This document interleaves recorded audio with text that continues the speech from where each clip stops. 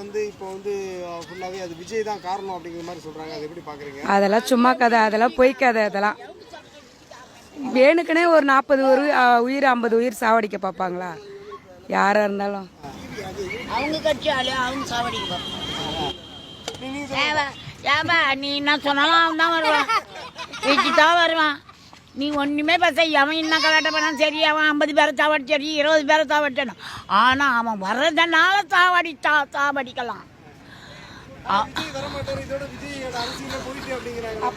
ஏன்னாப்பா நீ வருவா, பிறந்த குழந்தை கூட அவனுக்கு தான் ஓட்டு. அவன் நல்லதே வந்து செய்தான்னு சொன்னா, நல்லதாகவே இருந்தா அவனுக்கு எல்லாமே நல்லது நடக்கும். நல்லது நடக்கும்பா.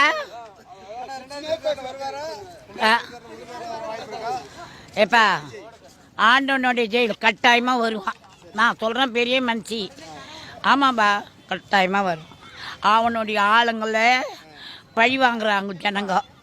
யார் எவங்கன்னு நம்மளுக்கு தெரியும். அது சொல்லவும் கூடாது, நீ கேட்டுக்கணும். இப்போ நீ வேற போட்டா வேற